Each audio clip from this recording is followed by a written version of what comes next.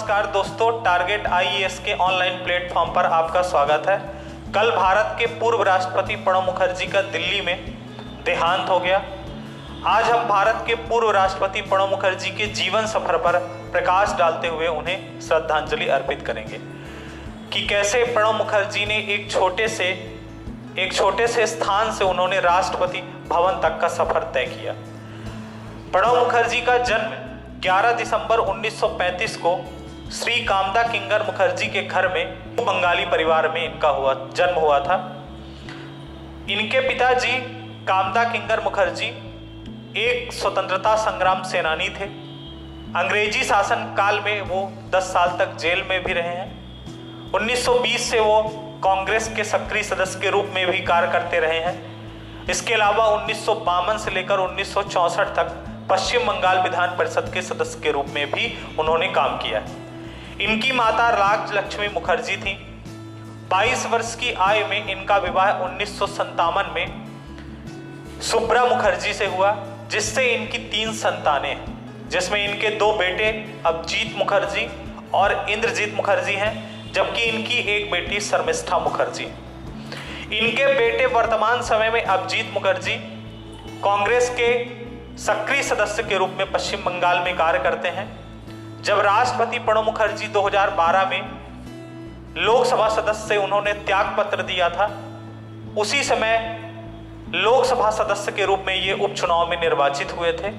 इनकी बेटी जो है शर्मिष्ठा मुखर्जी, ये भी कांग्रेस की एक सक्रिय सदस्य हैं और 2015 में दिल्ली विधानसभा चुनाव में ये कांग्रेस से उम्मीदवार भी थी, लेकिन वहां उन्हें जो है पराजय मिली। अब हम प्रणब मुखर्जी के शिक्षा दीक्षा पर बात करते हैं। पूर्व राष्ट्रपति प्रणब मुखर्जी की प्रारंभिक शिक्षा बीरभूम जिले के सूरी विश्वविद्यालय से संपन्न हुई। उसके बाद आगे की पढ़ाई के लिए कलकत्ता विश्वविद्यालय से उन्होंने राजनीति शास्त्र तथा इतिहास शास्त्र से एमए किया और वहीं से उन्होंने एलएलबी की भी शिक्षा ग्रहण की। प्रणब मुखर्जी के कैरियर की शुरुआत पोस्ट ऑफिस के क्लर्क के तौर पर होती है।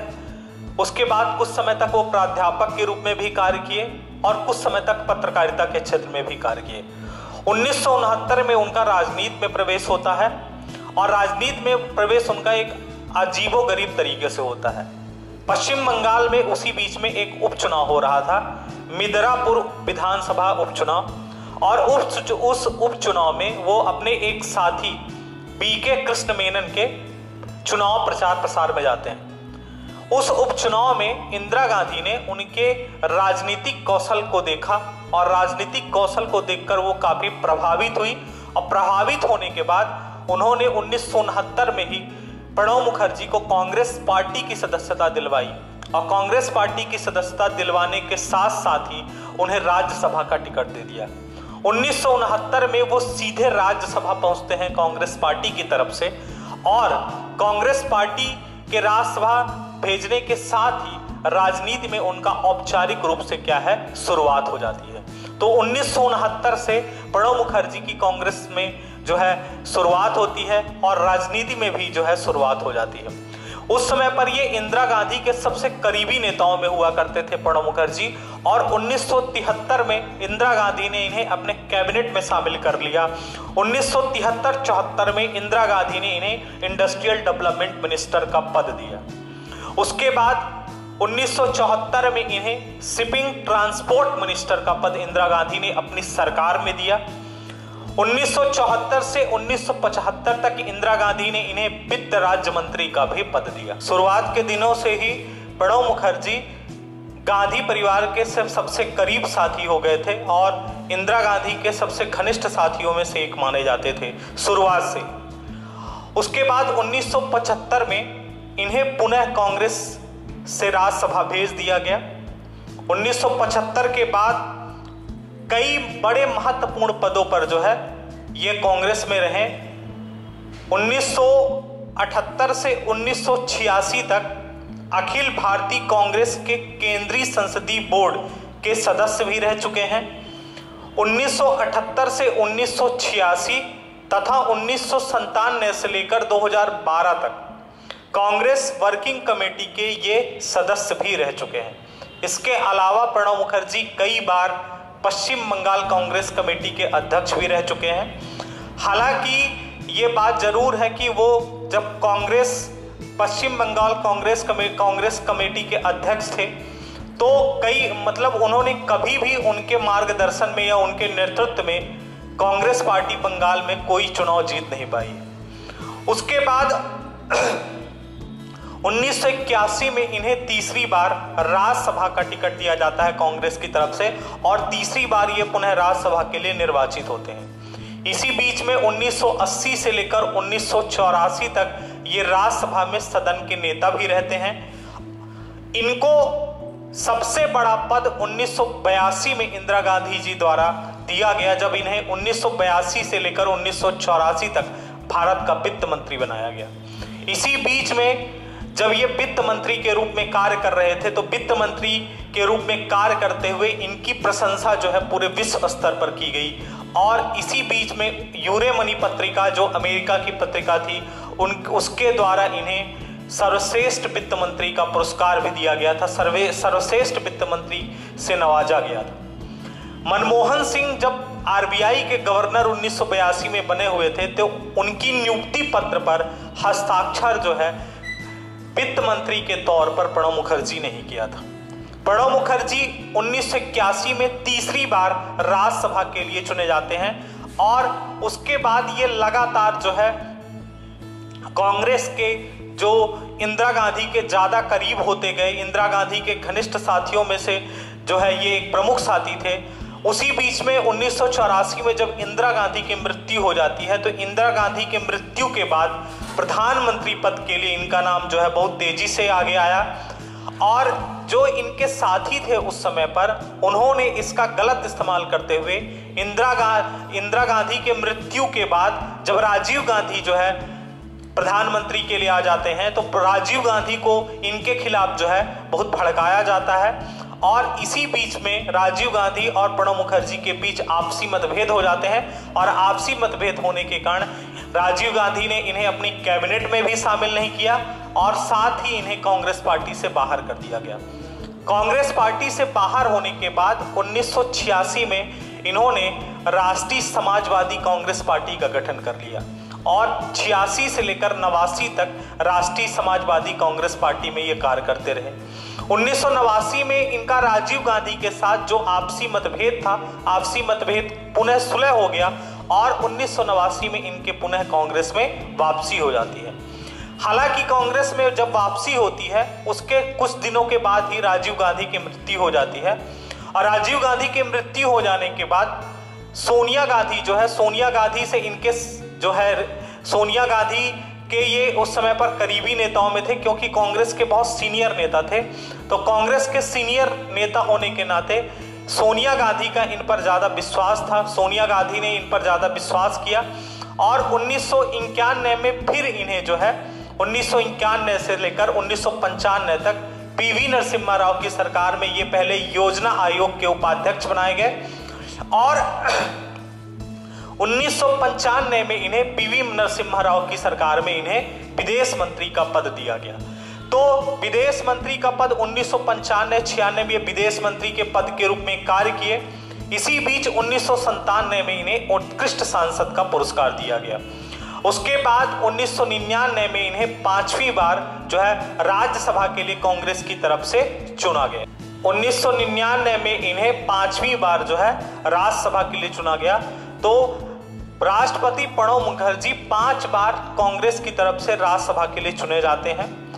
उसके बाद 2004 में जब यूपीए की सरकार बनती है पहली बार 2004 से लेकर 2009 तक, उसी बीच में 2004 में जो लोकसभा चुनाव होता है तो प्रणब मुखर्जी पहली बार लोकसभा के चुनाव में जंगीपुर संसदीय लोकसभा सीट से पहली बार लोकसभा के लिए चुने जाते हैं। उस बीच में क्या होता है कि जब कांग्रेस में प्रधानमंत्री के लिए पद की बात होती है तो सोनिया गांधी ने जब प्रधानमंत्री पद ठुकराया उसके बाद उस समय पर 2 लोगों का नाम प्रधानमंत्री की पद की रेस में सबसे आगे था। एक नाम प्रणब मुखर्जी का था और दूसरा मनमोहन सिंह था। लेकिन कांग्रेस पार्टी को कहीं न कहीं पर मनमोहन सिंह पर ज्यादा विश्वास था और प्रणब मुखर्जी पर विश्वास कम था थोड़ा। इसका कारण यह था कि राजीव गांधी से आपसी मतभेद होने के कारण 1986 में इन्होंने कांग्रेस छोड़ दी थी और एक अलग राष्ट्रीय समाजवादी कांग्रेस पार्टी का गठन कर लिया था। और इसका खामियाजा जो है इन्हें 2 बार भुगतना पड़ा, जब ये प्रधानमंत्री बनते बनते 2 बार रह गए।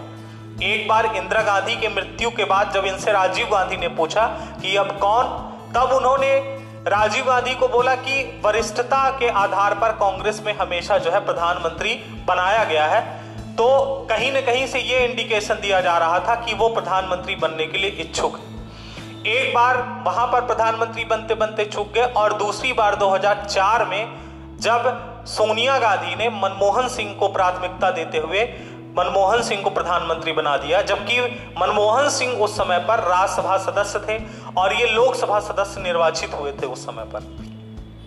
हालांकि 2004 में उन्हें लोकसभा के सदन का नेता चुना गया और 2004 में इन्हें रक्षा मंत्री का पद दिया गया। उस समय पर कांग्रेस में ये वरिष्ठ नेताओं में से थे।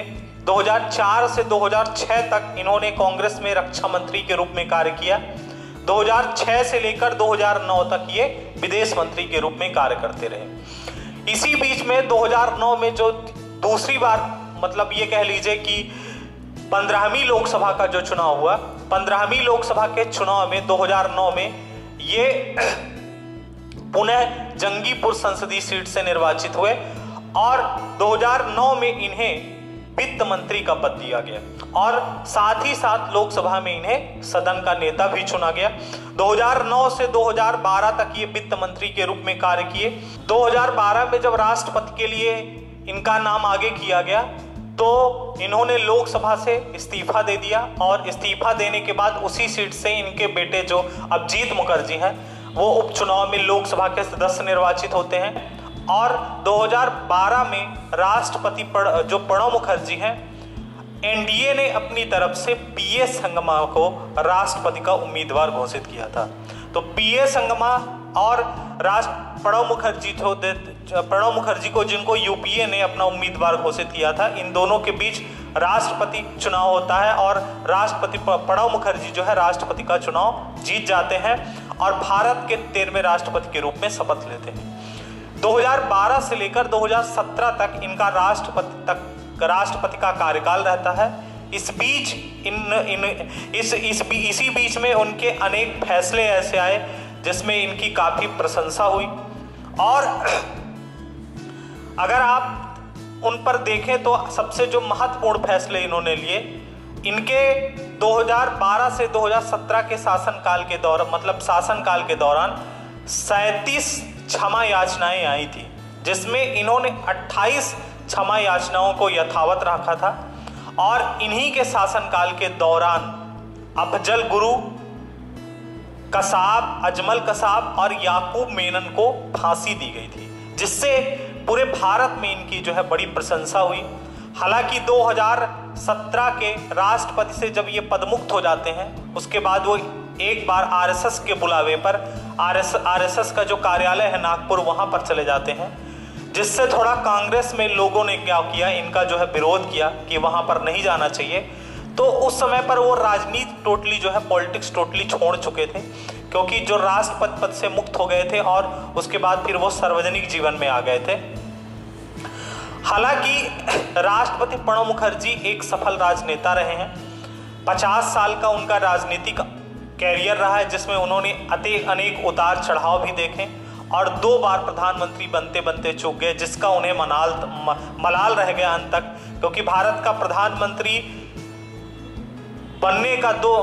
के प्रधानमंत्री के रूप में उनका 2 बार नाम आगे हुआ, जिसमें वो लास्ट में जो है कहीं न कहीं से पीछे रह गए। खासकर 2004 में जब मनमोहन सिंह को प्रधानमंत्री बना दिया गया, उस समय पर वो कांग्रेस के सबसे वरिष्ठ नेता थे। और दूसरी चीज, मनमोहन सिंह उनके अंडर में काम किए थे। 1982 में जब वो वित्त मंत्री थे तो उन्होंने मनमोहन सिंह को आरबीआई गवर्नर की नियुक्ति पर शपथ पत्र दिया था, जिससे हालांकि कभी भी उन्होंने खुले मंच पर इसका विरोध नहीं किया, लेकिन कहीं न कहीं उन्हें जो है ये बात खटकती थी कि भारत का प्रधानमंत्री नहीं बन पाए। कुछ दिन पहले उनकी तबीयत खराब हो गई और तबीयत खराब होने के कारण उन्हें दिल्ली में आर्मी हॉस्पिटल में भर्ती किया गया और कल 31 अगस्त को उनकी जो है मृत्यु हो जाती है। कुछ दिन पहले उनकी कोरोना पॉजिटिव रिपोर्ट भी आ गई थी। तो उनकी जो मृत्यु का मेन कारण है वो कारण ये है कि उनके ब्रेन में, मस्तिष्क में ब्लड की क्लॉटिंग हो गई थी और साथ ही साथ उनके फेफड़ों में कैंसर था। बहुत लंबे समय से बीमार चल रहे थे, इस कारण उनकी जो है कल मृत्यु हो जाती है। उन्होंने अपने जीवन के दौरान कुछ पुरस्कार भी प्राप्त किए हैं और कुछ किताबें भी लिखी हैं। अगर बात की जाए तो 1997 में उन्हें सर्वश्रेष्ठ सांसद का पुरस्कार दिया गया। 2008 में उन्हें पद्म विभूषण, जो दूसरा सबसे बड़ा नागरिक सम्मान है, पद्म विभूषण से सम्मानित किया गया। 2019 में एनडीए गवर्नमेंट द्वारा भारत रत्न, जो भारत का सर्वोच्च नागरिक पुरस्कार है, उससे सम्मानित किया गया। और 1982 से 1984 तक वो जब वित्त मंत्री के तौर पर इंदिरा गांधी की सरकार में काम कर रहे थे, तो सफल वित्त मंत्री के तौर पर अमेरिका की एक पत्रिका है यूरेमनी पत्रिका, यूरेमनी पत्रिका ने उन्हें सर्वश्रेष्ठ वित्त मंत्री के पुरस्कार से नवाजा था। उसके अलावा उनकी कुछ पुस्तकें हैं जो काफी चर्चित हैं। उनमें से जो पहली बुक है वो है द टर्बुलेंट ईयर 1980 से 1996। उसके बाद उनकी दूसरी जो बुक है द कोलिएशन ईयर 1996 से लेकर 2012। उसके बाद उनकी एक तीसरी बुक है the dramatic decade the Indira Gandhi's year. उसके बाद उनकी जो चौथी बुक है वो है थॉट्स एंड रिफ्लेक्शन। ये 4 प्रमुख बुक है जो प्रणब मुखर्जी, पूर्व राष्ट्रपति प्रणब मुखर्जी द्वारा लिखी गई है। उसके अलावा प्रणब मुखर्जी के अगर शौक की बात किया जाए कि प्रणब मुखर्जी को बागवानी का शौक था, उनको पढ़ने लिखने में शौक था, वो एक सफल अर्थशास्त्री भी रह चुके हैं और अर्थशास्त्र के बारे में उन्हें काफ़ी ज्ञान भी था। उसके अलावा उन्हें पाइप पीने का भी शौक था। जब वो राष्ट्रपति पद की शपथ लिए थे 2012 में, तो लगभग 500 लोगों ने उन्हें उपहार के तौर पर पाइप दी थी, जिसे उन्होंने आज भी राष्ट्रपति भवन में रखा हुआ है। राष्ट्रपति भवन में उन्होंने रख दिया था सबको। तो ये एक सफल राजनेता की जीवनी है जो एक छोटे से स्थान से निकलकर राष्ट्रपति भवन तक का सफर तय किया। प्रणब मुखर्जी के जीवन परिचय को देखकर हमें सीखने को ये मिलता है कि एक व्यक्ति जो एक छोटे से स्थान तक, राष्ट्रपति भवन तक का सफर तय किया, उससे हमें ये पता चलता है कि कोई भी व्यक्ति छोटा या बड़ा नहीं होता। आप अपनी मेहनत के दम पर एक छोटी सी जगह से बड़े स्थान तक पहुंच सकते हैं।